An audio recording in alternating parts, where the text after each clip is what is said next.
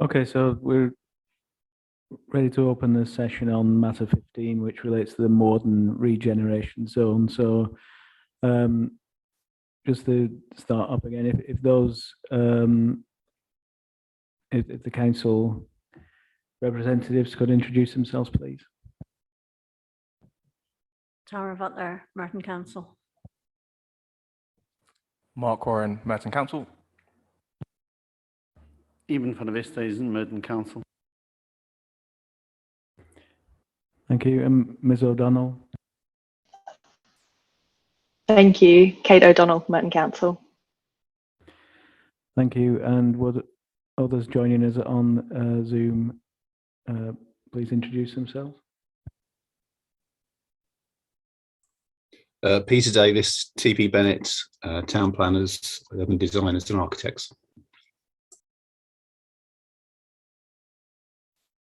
Stephen Cooper, Clatsons, representing CBRE. I am. Mike Straw from MSP+D. Thank you.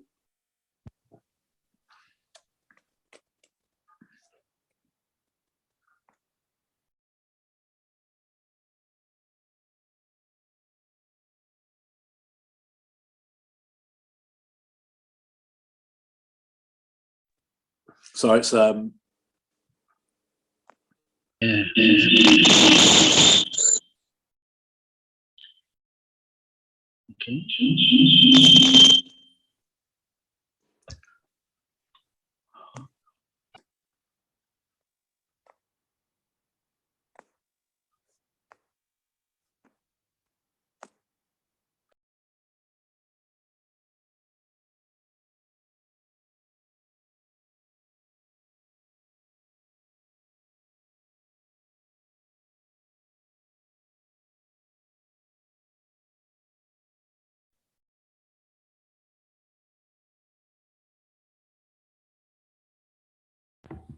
Okay. Could Ms. O'Donnell, can you hear us? It's saying that my screen is saying that the chamber's muted. No, I can hear you fine. I think that problem just now was fixed. Seems to be.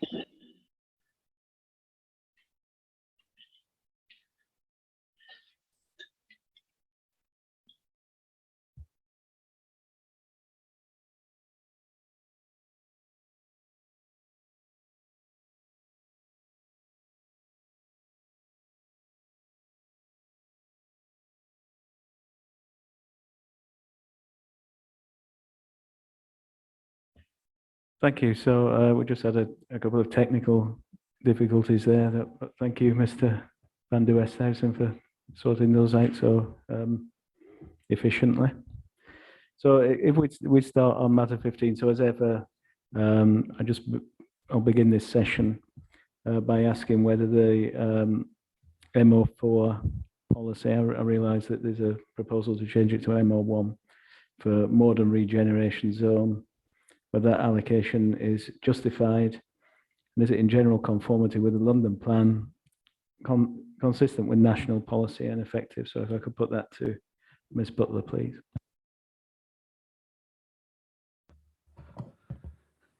Mr. Ford, if I'll do the opening statement.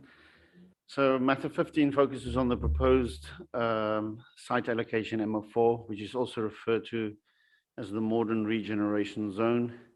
It's the council's view that the site allocation, along with the proposed modifications put forward, is justified and effective, consistent with national policy and in general conformity with the London plan. Brief background is that the Morden Regeneration Zone is an 8.4 hectare area within the heart of Morden Town Centre, which benefits from excellent public transport accessibility with PTL levels of 6 and 5. But it suffers from very poor public realm, a poor retail offer, and provides only 150 homes in low-rise buildings that are between 2 and 5 stories in height.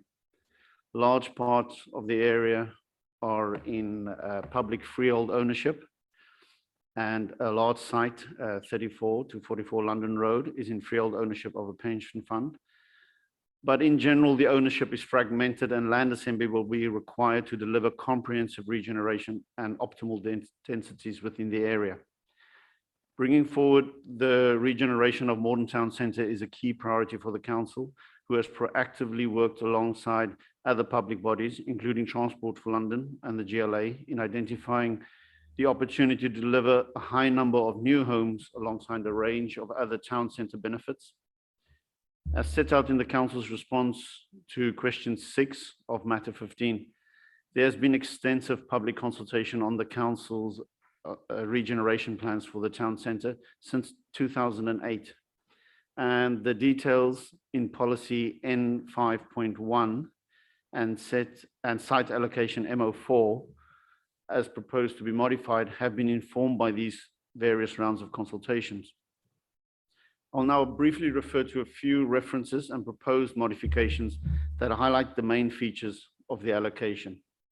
In Part A of Policy N51, the plan seeks, and I quote, the comprehensive regeneration of the Morden Regeneration Zone to optimize the delivery of new homes, including affordable homes, improve the street scene and public realm, make it easier for all to get around, and support businesses and appropriate uses within the Morden Regeneration Zone, end quote. And with proposed modification MM5.1A, the plan states that, quote, development proposals for large sites, brackets, 0.2 hectares and above, close brackets, that contribute to the delivery of comprehensive regeneration as described in this policy and site allocation MO1 will be supported, end quote. And then proposed main modification MM5.1A also introduces the following clarification in paragraph 5.1.18, quote, references to comprehensive regeneration in this policy refer to the nature and scale of the regeneration and not a delivery method. And in accordance with London Plan policies H1 and H2, references to large sites in this policy refer to sites of 0.25 hectares and above, end quote.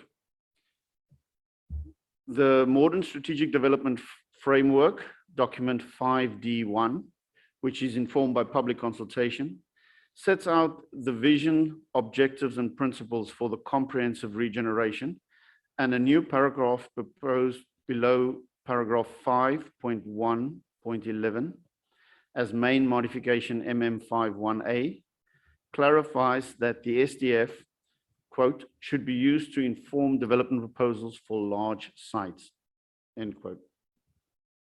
The policy also promotes a plan-led approach as set out in paragraph 5.1.19 of the submitted document 0D1, which, quote, may take the form of a master plan, supplementary planning document, or an outline planning application, end quote, to guide and ensure the delivery of comprehensive regeneration.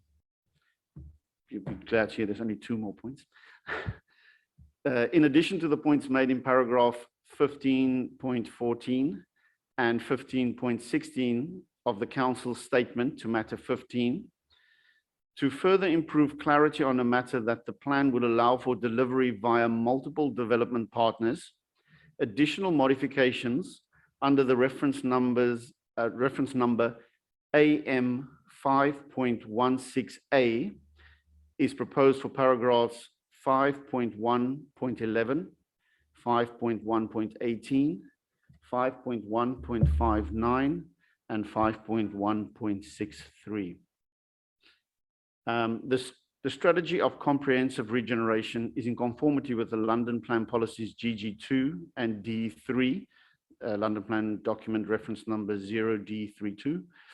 And as is evident from the Statement of Common Ground with the Mayor of London, which is document 0D13I, the Council shares the Mayor of London's opinion that the policy and site allocation as proposed to be amended is in general conformity with the London Plan. In conclusion, the Council considers that the policy and site allocation is clear, and provides the appropriate balance between certainty and flexibility to ensure that it is justified and effective, consistent with national policy, and in general conformity with the London Plan. Thank you, Mr. van der Westhuizen. I think in terms of, you've answered my first question. That my first question I was going to ask you, which was about the modifications and the reasons for those. So you've dealt with that very comprehensively. Now in terms of it's this thing about additional modifications and main modifications. I think in terms of AM 5.7, where it talks references to comprehensive regeneration in this policy, I think that would be better characterized as a main modification because it influences how the policy is interpreted, doesn't it? So if that could be moved on to the main modifications table, any views on that? That's agreed. Thank you.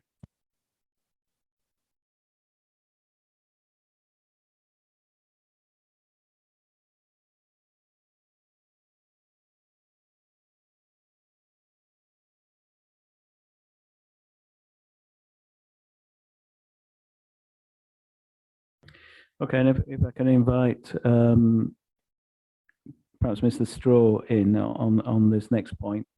So we discussed the strategic heights diagram and in the round this morning, so I don't intend to come back to that point.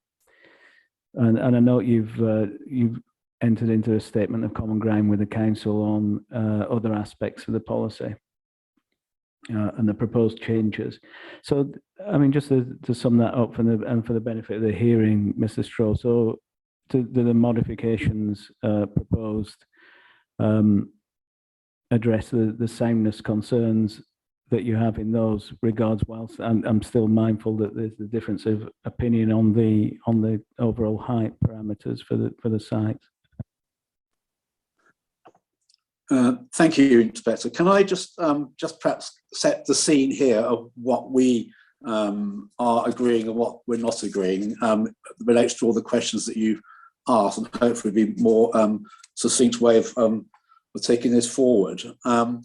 Just to recap, for those who don't know, we represent CBRE Investment Management, who own manage 3244 London Road on behalf of the London trustees. The site comprises about 0.37 of a hectare, and we've looked at the site, and we believe that it can accommodate about 200 or so residential units. And our representation also shows that it could, we believe, with scale and massing, could have a landmark development of around perhaps under 20 stories high. I have two other colleagues with me, Stephen Cooper from Cluttons, who might put his hand up and add in where appropriate, and also Paul Davies from TP Bennett, who helped put together the representation we put in September 21, Regulation 18. Since that Regulation 18 submission was put in, I think that's been alluded by the council. We've had significant, well, good results in terms of negotiations with London Borough of Merton between then and sort of up to now, really. And I think that's culminated, Mr. Inspector, on the, as you agree, the Statement of Common Ground on the 20th of May, which supports freestanding development proposals on large sites that are 0.25 hectares, such as 34 to 44 London Road, that contribute to the comprehensive regeneration objectives as described in the policy. So that is a very positive way forward. And just to recap from my point of view, I know these main modification reference numbers have come out, but can I just clarify what I think to date we have agreed in terms of the main modifications that have come out. So as Mr. Van Hoosen highlighted, on page 180 of the now amended plan, we are happy to have the corrections there that development proposals for large sites of 0.25 hectares and above that assist, contribute, delivery, comprehensive regeneration as described in this policy will be supported. On page 187, we very much welcome The 5.1.18 that references to comprehensive regeneration in this policy refer to the nature and scale of the regeneration and not a delivery method. We support that change. That's very helpful to what we think was required. We're very, on page 194 of the new plan, there's a new paragraph that's been inserted by the local authority that says clearly there are large sites that could come forward with development proposals during the lifetime of this local plan that can help achieve comprehensive regeneration of site MO1.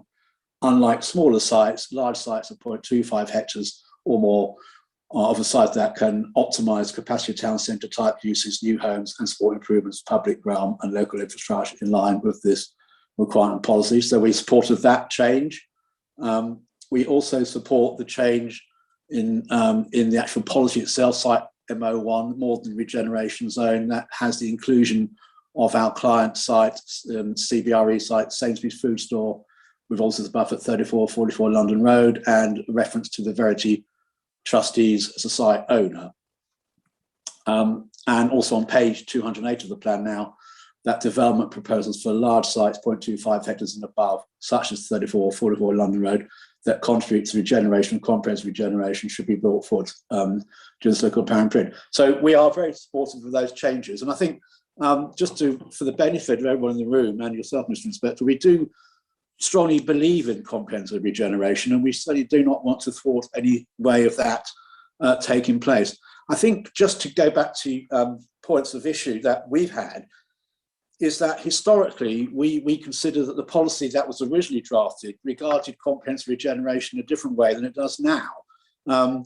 It seemed evident to us that the comprehensive regeneration policy was actually being drawn up to have, and now the council say that this is not the case, as far as I can understand. There's going to be one comprehensive scheme, and that all comes back to a cabinet report of the 11th of November 2019, when the council cabinet approved a Morden Regeneration Town Centre strategy, which was one comprehensive scheme led by a joint venture of London Borough of Merton and TfL, and then to be an appointed developer.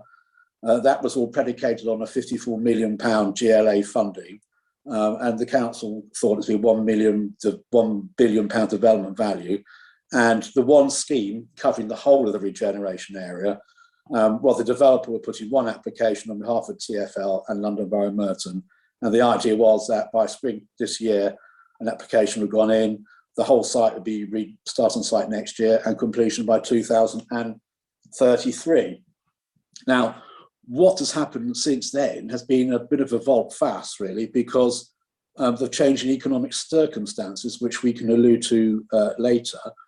But clearly that was not going to happen. That scheme was no longer viable.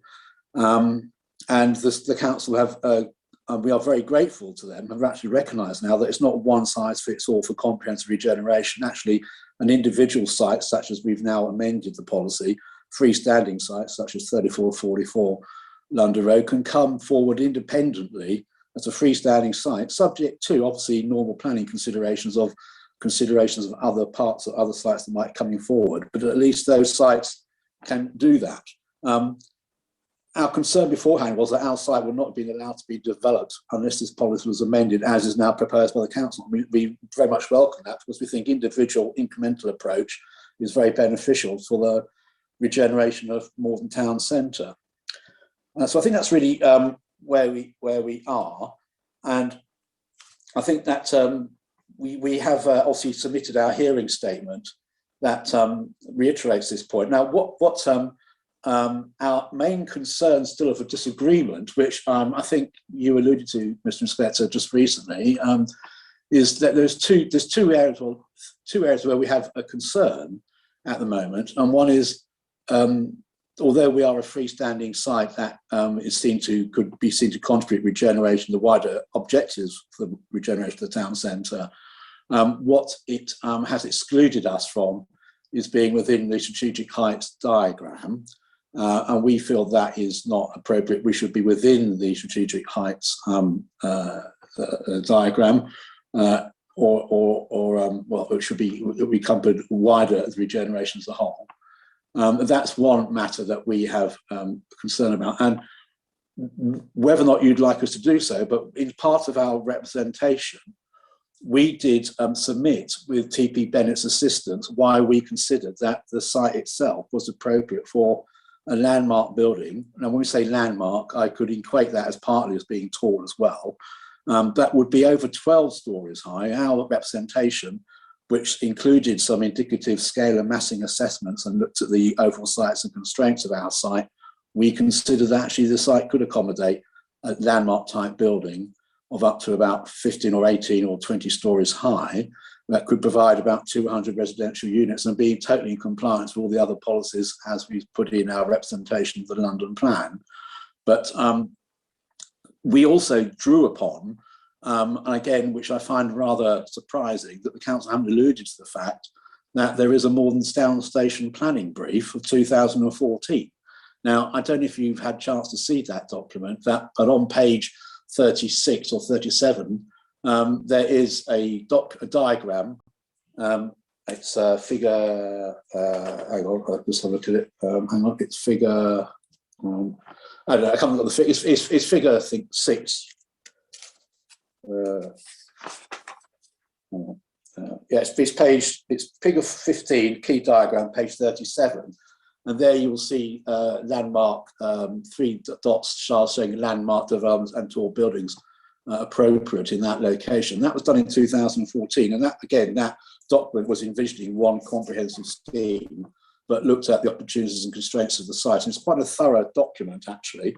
And I'd say to some extent, it is adopted policy at the moment, which is still not really recognised in the council statement.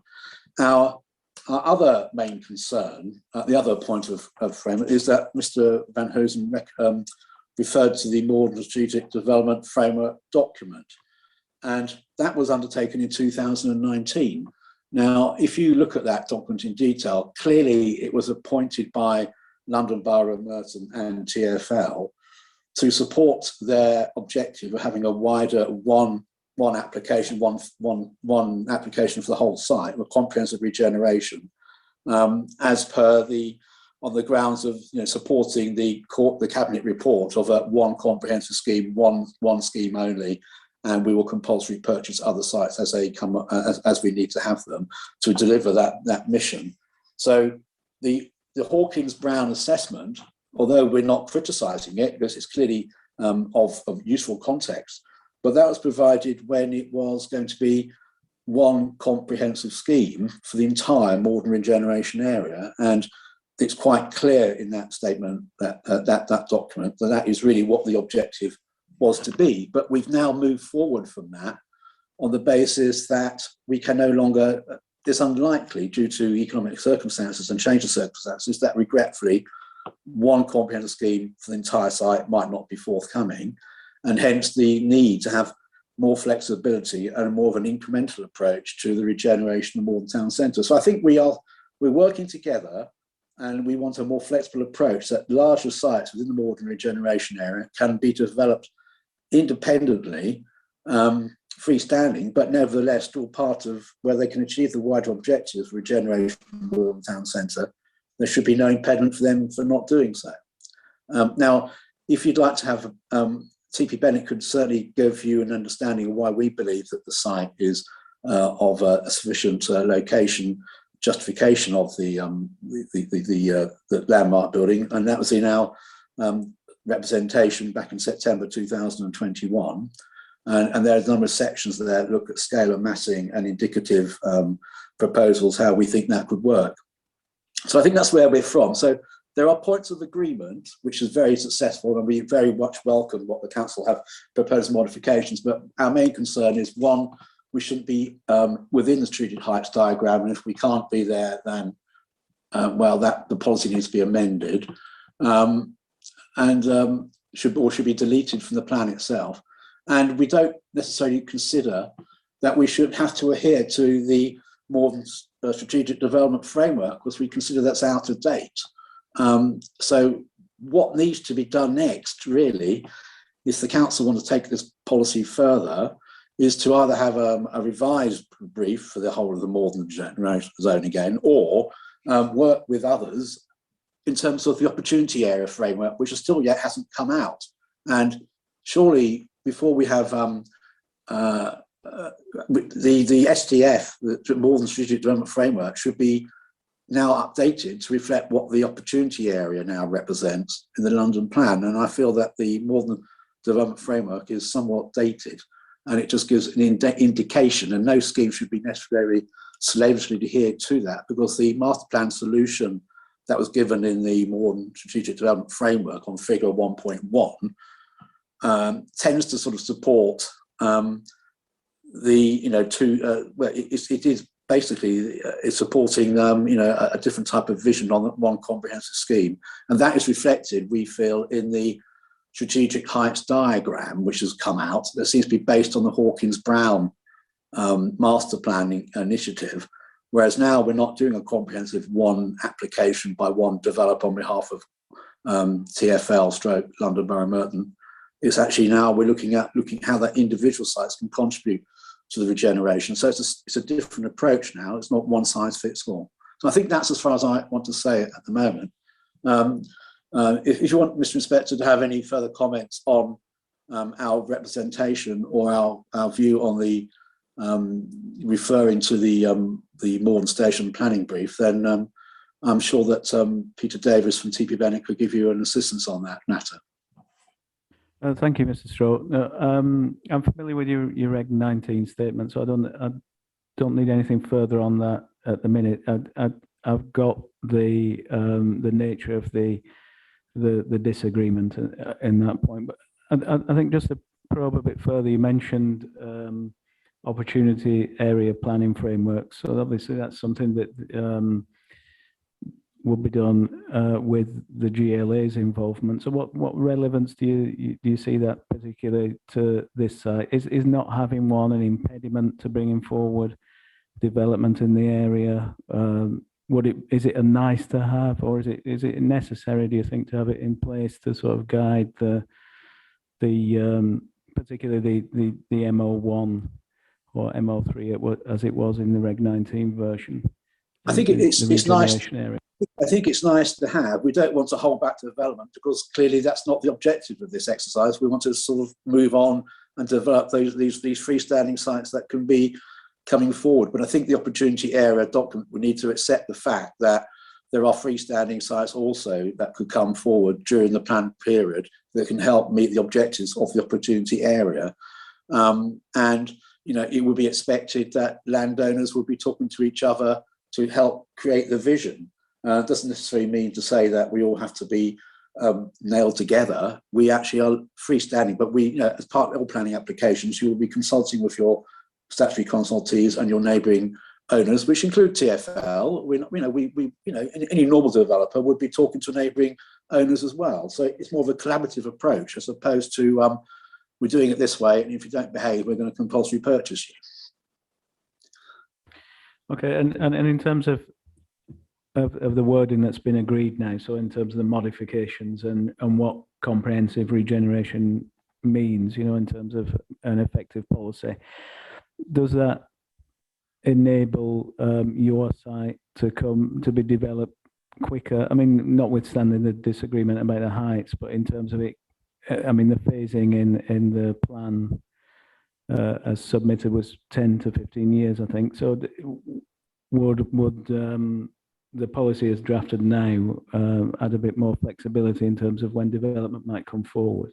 Yes, I think it will. I think previously our main concern was always the fact that we would not be able to do this because the local authority were looking, we thought in the past, on one scheme only, led by TfL and themselves, and an individual scheme coming forward would be rejected because it doesn't form part of what you could have interpreted then as comprehensive regeneration. But the policy has now been accepted in the statement of common ground that freestanding sites can come forward.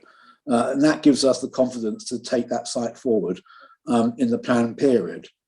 Clearly, there's the issue of deliverable and developable, but we certainly believe that the site is going to be developable during the planned period.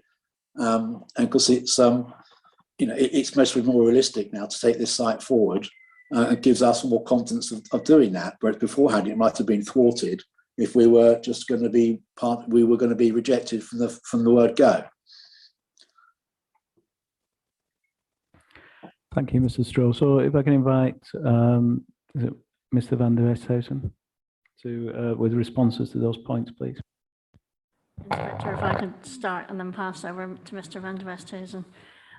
Just to say, we've spoken already about the opportunity area planning framework. We don't believe that any aspect of the plan should be delayed or kicked down the road for a future framework, although of course we welcome GLA investment in this, and we've worked with landowners, etc., on putting one together. Mr. van der Westhuizen will talk further about the Strategic Development Framework 2019, which we firmly believe is not out of date. However, we do believe that the Morden Planning Brief 2014, while still an adopted SPD, is at risk of becoming out of date should this local plan be adopted. At an earlier stage in this hearing, we said we'd add it to the examination library, although we haven't used it widely to inform this plan. We've used more up-to-date information. It's worth noting that while the planning brief in 2014 talks about the Sainsbury's site as being a landmark site, it also sets building heights at a pinnacle of this building. So there are if that were to be part of our evidence, there would be contradictions in using that evidence, that 2014 evidence that was largely prepared in 2012. Now, I think where we are with CBRE GI is that we really welcome them bringing forward a mixed use in line with policy MO1 on this site, and we are in common ground on that. It will be a little while, I think, because it's our understanding from Mr. Straw and colleagues that the leases on the site end in more than a decade. But we really welcome the site coming forward. As we've outlined, we're happy to see some flexibility of individual large site owners coming forward should they be assembled within MO1, recognizing MO1 is made up of multitude of site owners, some big owners like ourselves at the Council, Transport for London, and the Sainsbury's site subject to leases, and also lots and lots of smaller owners that would require some assembly. I'm going to pass over to Mr. van der Westhuizen for the rest of the points. Okay, I'll just start with saying that the historical description that Mr. Straw gave is pretty accurate. I have no comment on it. It's in the cabinet, it's in the cabinet reports, it's in the public, and you can note the evolution of the policy over time. And we've responded to some of that in their statement. So I'll go on to just addressing the points on the SDF, and then to the point of the site being in relative to the cluster on the diagram.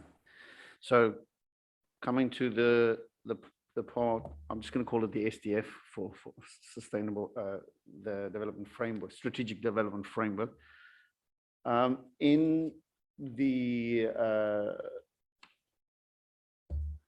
the draft policy, paragraph 5.1.9 to 5.111, it's pretty clear. It sets out what the strategic development framework is, and in a nutshell, it's essentially setting out the vision, the project objectives, and delivery principles, and some spatial principles.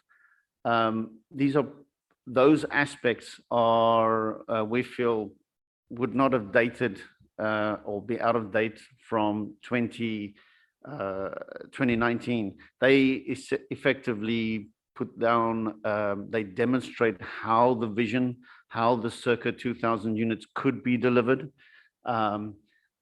We pretty openly state in the first page of the SDF, the version of the SDF that's uploaded, 5D1 on the first page, and the second page, it sets out why the SDF and under what conditions the SDF was drafted, the role and the function of the SDF. So that's in the public domain. It also says on the first page that the Hawkins Brown were also commissioned, besides working up these objectives, vision, and principles to do a capacity study, but that, of course, would be commercially sensitive, and so hence that we were open about that was not going to be published. But and the reason which we also stated was that it was largely to inform at the time funding applications to get numbers behind that. But that also and we now have a reference, as I referred to in my opening statement, how the STF can inform any of these larger schemes that come forward, because those vision principles are also captured in the actual site allocation, MO4, now proposed to be MO1. The STF also, as part of that whole process, the STF, the Hawkins Brown was part of the public consultation that was carried out at the time. There were drop-in sessions in front of the Iceland outside, in front of the Morden Town Centre. Information and views were gathered. There were focus groups, and all that feedback informed the vision, the objectives, and the delivery principles and the spatial principles in the STF, that aspect of the STF. So the STF, we were speaking earlier, also how that informed as part of the evidence base for the heights. And we will get to the cluster elements. Just the point before I go into the cluster, I just want to also draw your attention to paragraph 5.1.19 of the policy, which talks about a plan-led approach. So, and it's quite clear that the council says there that we would like to deliver as part of a plan-led approach. At this stage, we have these objectives and principles, but at a future stage, to ensure that we get this optimal density in this accessible location, this plan-led approach can form part of a master plan, a supplementary planning document, or an outline planning application. Whatever is the most appropriate mechanism, we will, as part of the delivery. So just coming back to the cluster point. So as you will have noticed, the indicative master plan that was submitted showed that significant 20-story building. I was just counting the floors at the moment while Mr. Shaw was talking, at a site that is very close to a 2-story residential dwellings. And so we weren't convinced you would need, it's just to the south of these properties in fairly close proximity. You'd need quite a lot of daylight, sunlight, and outlook assessments for us to be convinced that that would be suitable and appropriate. So we haven't seen to date sufficient evidence to amend that cluster boundary. That cluster line is informed by the heights that we tested, and as we referred this morning with the assessment of the Morden visual impact assessment 5D3 and the heritage review 5D2. They as part of the evidence base to the location of the cluster, which is at the and around the station building and the intersection of London Road and Aberconway Road, which is probably also one of the furthest points from any of the 2-story surrounding suburban 2-story dwelling houses. I don't know if my colleague Mr. Warren wants to add anything. No. Thank you. Mr. Davis. Thank you very much. Just a point of clarification while we are on that that cluster discussion. Looking at 5D1, 5D2 and 5D3 of your library, a statement earlier this morning by Mr. Warren seemed to suggest that they'd looked specifically at the Sainsbury's site in London Road and ruled out a building above 12 stories specifically.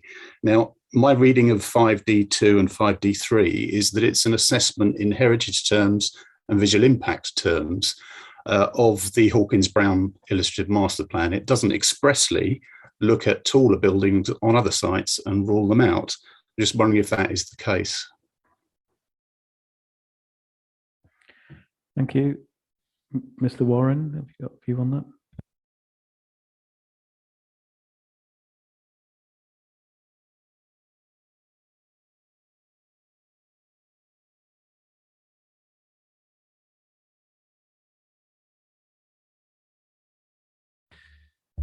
So at the outset of both those documents, off the top of my head, it is clarified that at the point in time we used the SDF model as a readily available evidence model that we can use to assess it. Particularly the visual impact assessment, off the top of my head, makes it clear that this is just one way of doing it. There are many ways, but the model is the result, or the SDF is the result of public consultation and officer input on what is likely to be a policy compliant scheme. So it is a reasonable alternative that we used at that point in time. We did look at alternatives, but you will not see alternatives in heights, as my colleague from TP Bennett has just pointed out. Mr. Davis? Sorry, just one further clarification about the definition of the cluster. I mean, I think reference to residential amenity and proximity of two-storey houses was also raised. I'm just curious that at the western end of the cluster, we seem to be an awful lot closer to those scale of properties than we are in actual fact on the Sainsbury's site. It doesn't quite compute in terms of the drawing of the cluster, or the definition of the cluster in the key diagram, and it seems to point back really to it being an SDF-led proposal, and that is the solution that is expected to be delivered, and smaller incremental ways of getting to the same solution don't have that same flexibility.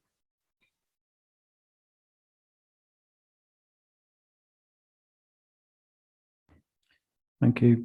Mr. Warren? Hi, just to come back on that. I think it's important to note that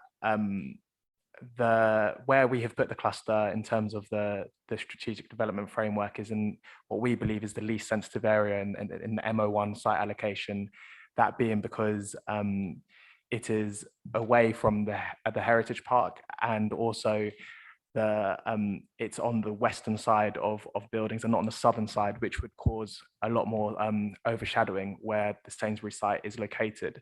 I just wanted to also draw attention to the supplementary planning guidance from 2014, and the fact that they're resting on the point made that it's been highlighted as a landmark building. There are in fact 4 landmark buildings within that SPD. There's no reference to tall buildings, and within that SPD, it talks about the civic centre being the pinnacle. So therefore, it's reasonable to assume that anything on those sites would be less than the height of the civic centre. The point of those landmark buildings was to improve wayfinding for a multi-purpose route. It doesn't necessarily facilitate that. It doesn't necessarily mean that they need to be tall to show where that route is, but it should just act as a gateway to that route. The new SDF has moved on quite a lot from then. There's no multi-purpose route there now, and the cluster itself has been repositioned to, as I said, a less sensitive area within the MO1 site allocation, and is better situated around the station to improve the wayfinding to the station and mark its arrival.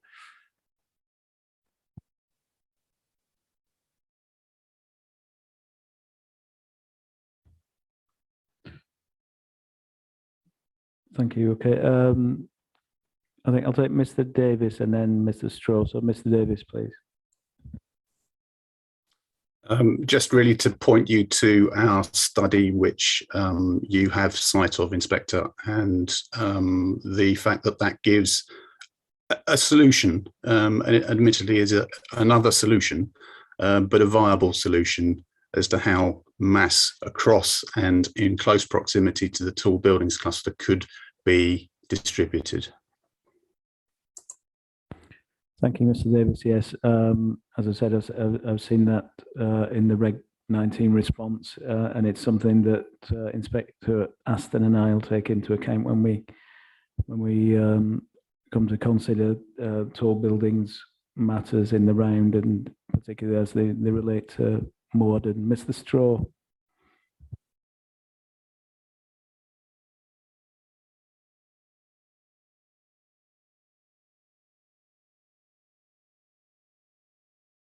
You're muted, Mr. Straw. Thank you. Sorry, yes.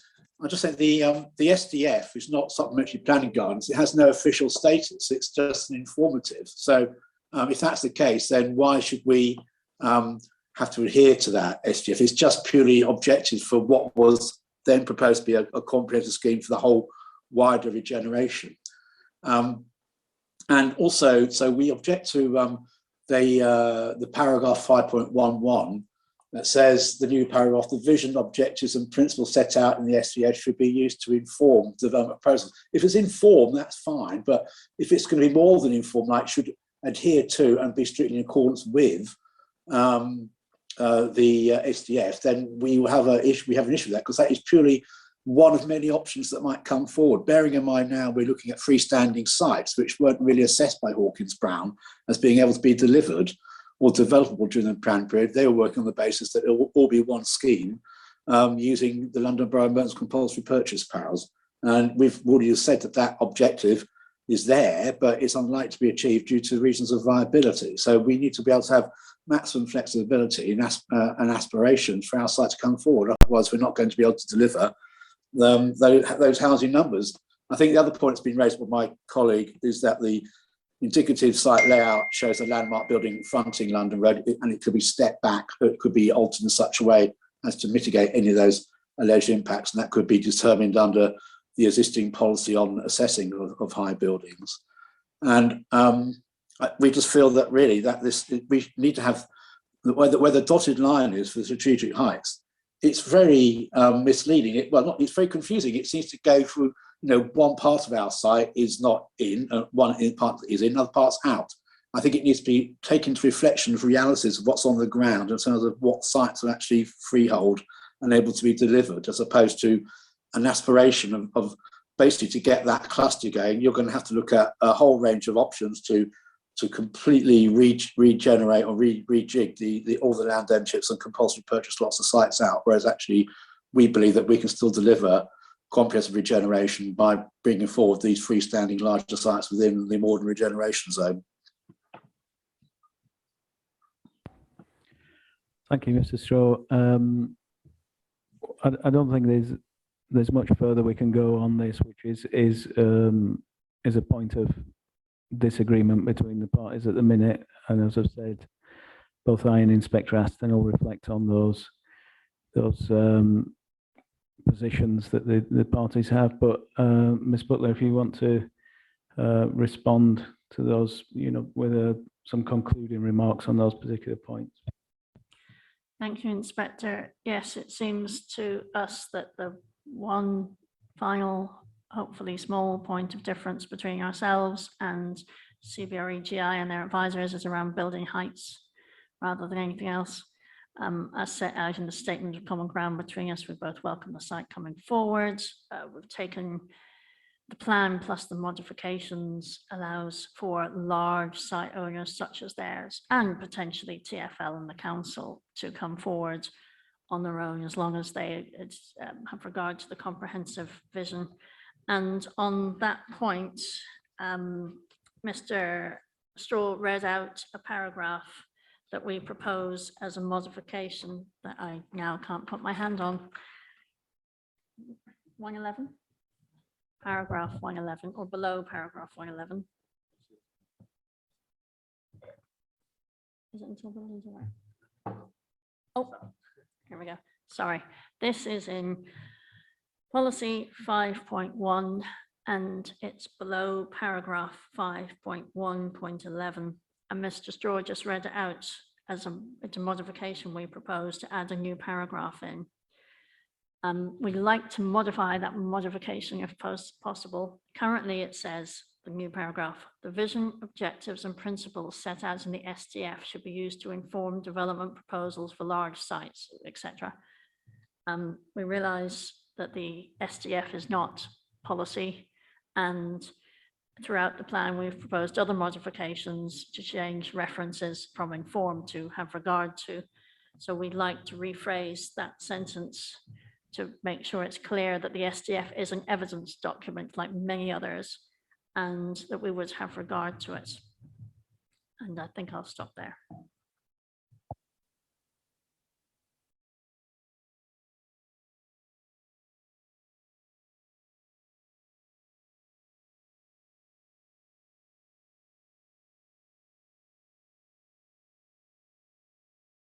Could you just remind me of the paragraph number? So it's below 5.1.11 5.1.11. Yeah, thank you. in the local plan. Okay, so I've got no further questions on the Morden Regeneration Zone this afternoon.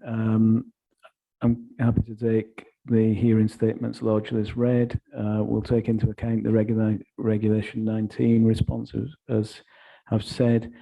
But before we wrap up on this session, Mr. Straw, is there anything else that you want to draw to the hearing's attention at this point?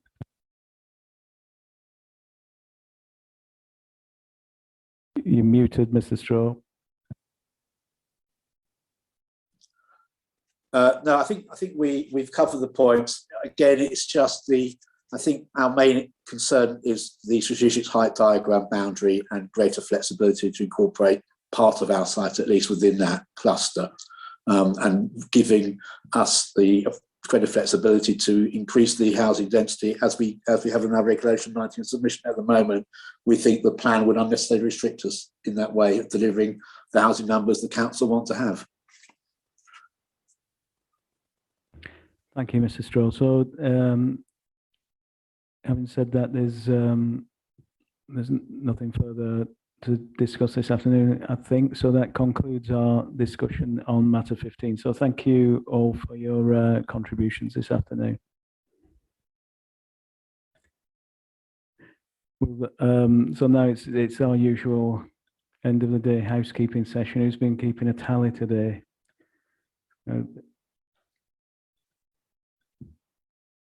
Our colleague, Mr. O'Donnell, has kept a tally from this morning's sessions.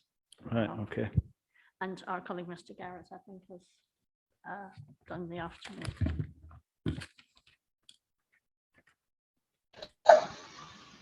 Are you happy for me to read through these? Yes, please. Okay. So from this morning's session, I've got quite a number of actions. Number one, the council will review the additional modification for references to tall and taller buildings and consider whether this should be a main modification and not an additional modification. Action two. Yes, thank you, Ms. O'Donnell, on that as well. I think, could you just check that all of the references to taller have been picked up? I think we found one when we were reading something the other day. Okay. It might be that our version of the plan with modifications hasn't picked up, is a bit behind perhaps the other modifications, but just a sense check on that, if you please, as well. Okay, that's fine. We'll include that in that action. Action two was for the council to add the 2014 Morden Station Planning Brief SPD to the examination library for information. That links in with the discussions just now. Action three, I've got 4 actions under this action. They can either be separated or they can be combined into one. They all refer to policy D12.6. So I'll read them out separately. The first is for the council to review the language around the wording exceptional in policy D 12.6 part 2 A, B and C to better reflect national and London plan policies and to reflect on the proposed main modifications put forward in the Statement of Common Ground with Historic England, and that is for the council and Historic England to work together on that. Part 2 is for the council to review whether it is clear what individual and cumulative effects mean to a decision maker. And this is in reference to policy D 12.6 to part A, and there's a main modification that is going to be reflected on there. Part 3, new paragraph 12.6.7. The action is for the council and Historic England to work together to reflect on whether this additional proposed mod is necessary for soundness, and also to reflect on the location of this text and whether it would be better in part 3 of the policy. Action 4 for this action is for council and Historic England to work together to review wording of the modification to paragraph 12.6.5 in terms of clarifying the role and intent of the character study SPD. I'm not sure if there were any further actions for policy 12.6, but those are all the ones I've got. Yeah, I think that I have one on, we talked about the townscape views, didn't we, in reference to strategic heights diagrams, and it was to reflect on the justification for that. I think that was answering Miss Barnett's point about it didn't seem to be supported by the character assessment, but there might be other evidence, parts of the evidence base that perhaps do support that.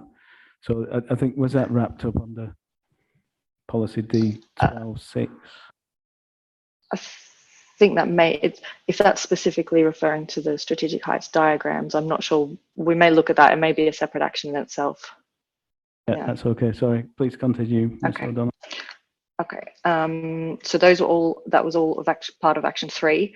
So action 4 will be the townscape views diagram, reviewing the strategic heights diagram. Action 5, the council to review if any modifications are required to better reflect tall buildings in the South Wimbledon policy.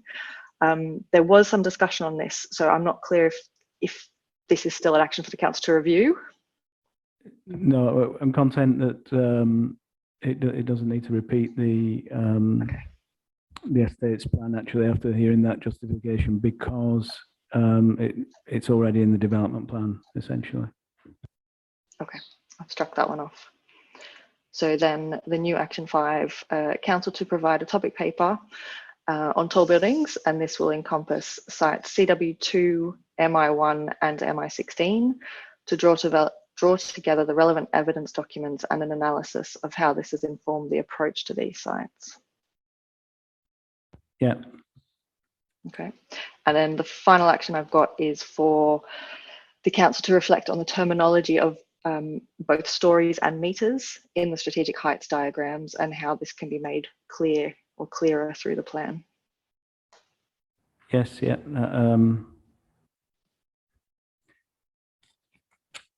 That accords with my my record there. Okay.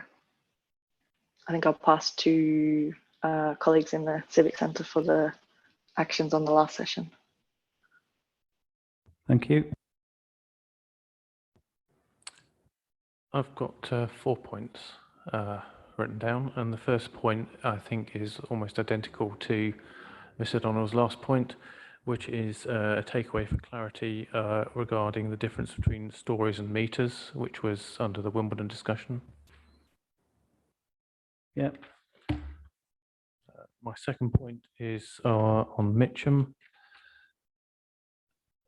which is a topic paper on the gasworks. Trying to read my notes. Yes, regarding that, I think it was related to the Collieswood 2 site as well. So I think that might even be covered already. Yeah, it was those 3 sites, wasn't it? The Collier's Wood to the Gasworks and Benedict Wharf. Yes, and my third point related to that is to ensure that all the relevant evidence is in the public domain in the evidence library, particularly for the Gasworks site.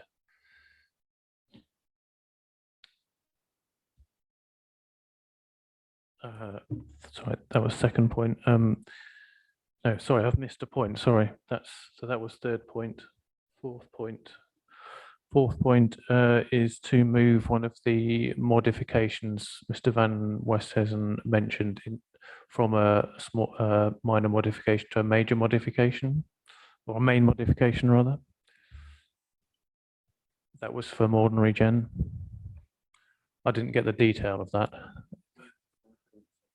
Okay. AM 5.7.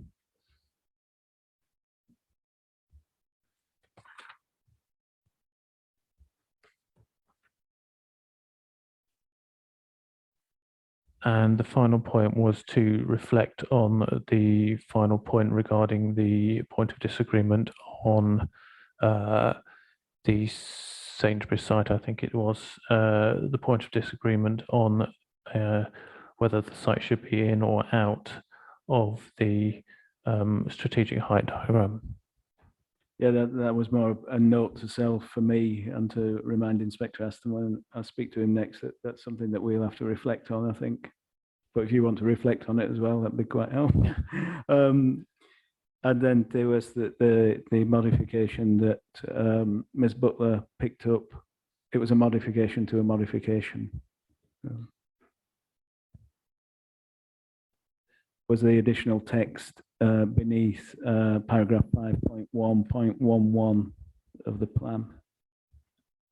Sorry, yes, I did get that down, but I didn't identify it with an asterisk, sorry. Policy 5.1 below 5.1.11, add a new paragraph changing inform to have regard to, which I think is a response to that disagreement. Okay, thank you. So that accords with my list of things that I've picked up. So once again, thank you all for your contributions today, and we'll resume tomorrow at 10 for our discussion of the All England allocation. So have a good evening.